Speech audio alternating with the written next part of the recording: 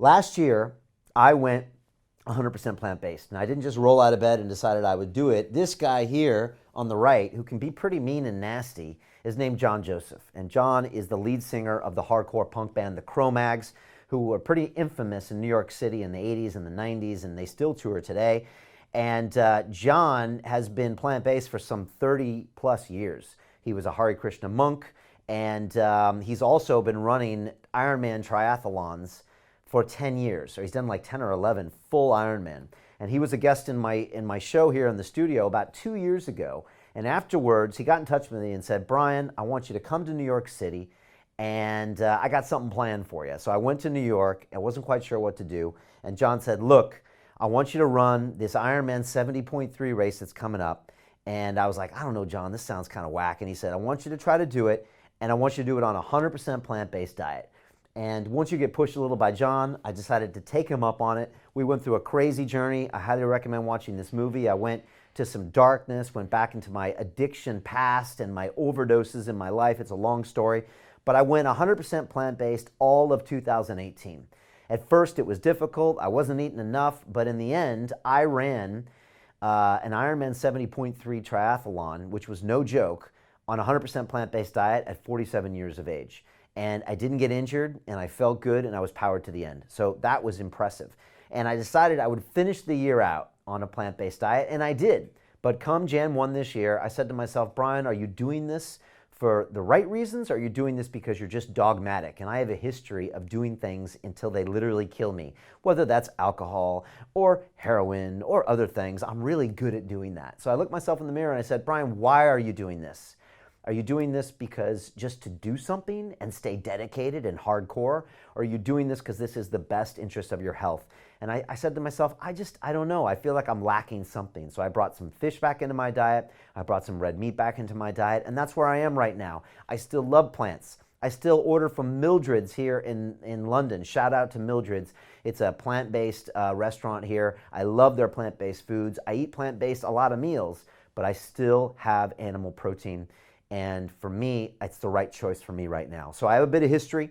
I've obviously had some great guests on London Real. I made a movie about this, and I spoke to people like Rich Roll, Charles Poliquin, Michael Greger, Timothy Sheaf, all sorts of people about all aspects of this, John Joseph, who are at the top of their game. And so I think I'm very qualified to have this discussion today, and I want to talk to you about it. So let's get into it. About 2 weeks ago, I had Dr. Neal Barnard in my studio. And he is one of those top doctors. He's been in the movies What the Health and I think Forks Over Knives. He's been researching this for a very long time. He grew up in a meat-eating family. I think his grandfather worked on a cattle farm or a feedlot in North Dakota. My grandpa actually worked at a feedlot in Arizona, where literally I would go and hang out with 15,000 head of cattle that were being fattened up before they slaughtered. And when you're about 6 years old, there's nothing that smells worse than 15,000 head of cattle.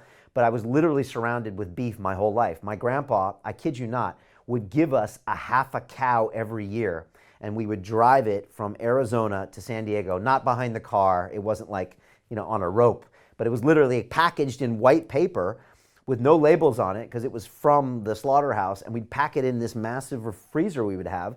And then when my mom would make dinner, she would just grab ground beef or sirloin steaks. It was like all there, and it fed us for a year.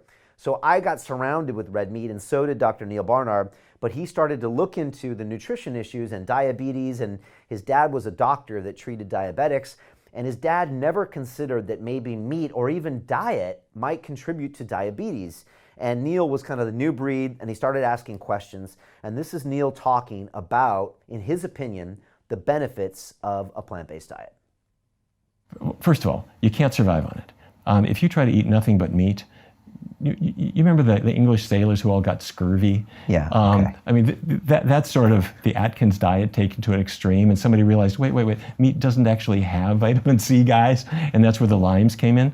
Fine. But I mean, there's a lot more to it. There isn't any fiber in that diet whatsoever. There is protein, but the whole idea that meat jealously guards protein is not true. I mean, there's protein. If you ate 2,000 calories a day, roughly, I'm going to say, unless you're training, in which case you're eating 3,000. Yeah. If you ate 2,000 calories of nothing but broccoli, not that you would ever do this, but if that's what you did, you would get about all the protein that you need, that the government says you need, plus about 90 extra grams. And if the next day you ate nothing but lentils, you would get all the protein you need plus an extra 100 grams. Plants have enormous amounts of protein in it. But to make it short and sweet for anybody who's just tuning in for just this one bit, a healthy diet is 4 things: vegetables, fruits, whole grains, and beans, or the legume group: beans, peas, lentils. Vegetables, fruits, whole grains, beans. And you should supplement with vitamin B12.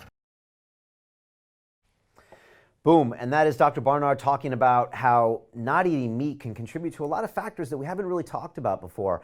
Diabetes, that's something we've always been told is due to sugar and high fructose corn syrup, but Neal is saying actually that meat-based proteins can affect that, and Alzheimer's disease. That's something we just think happens to old people. Oops, it happened, it's gonna happen to all of us, but now he's saying that meat can contribute to that.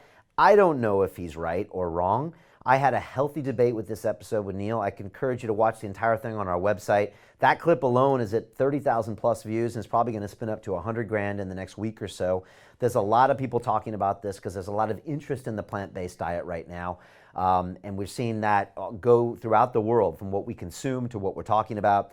And I think it's really important, and I'd like to entertain some of these ideas and just be open-minded about it. I had a really healthy debate with both Neal and Michael Greger on both of our shows, where I really challenged them on a lot of these things because I've done it with and without, and I don't necessarily believe that meat is the worst thing in the world, but I also don't necessarily think it's the best thing in the world. And so that's what I'd love to hear your comments right now. Tell me what you think of Dr. Neal Barnard. Is he speaking some truth? Is it all nonsense and lies just made up for him to sell books? Probably doubtful. Or is it also just some weird agenda? I would love to get your comments right now.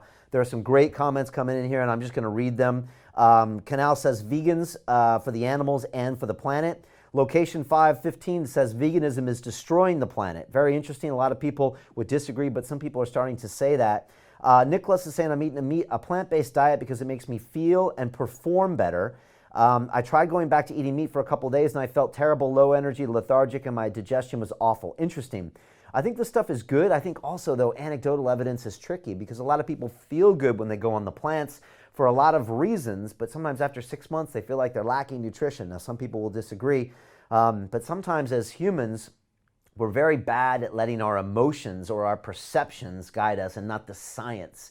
And also there's the placebo effect as well. So when we think we're doing something good, we feel good, but also the placebo effect works. So there's arguments for all of this stuff. If I give you a sugar pill and I say it's going to make you feel better and it makes you feel better, well then something worked. And the same thing can happen with all sorts of different diets. So this is something I'd like to explore today as well.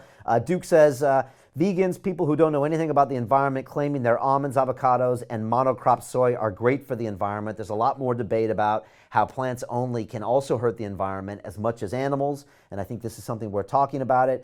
S. Lathrop says, vegan for life, for the animals, the planet, and optimal health. I hear you, brother. And there's a bunch of other things here. Love God says I'm going to try the vegan thing for a few days of the week, and I think that's worth doing. So, okay, great debate here. At London Real, we believe that individual transformation can change the world. Join us and start your journey today.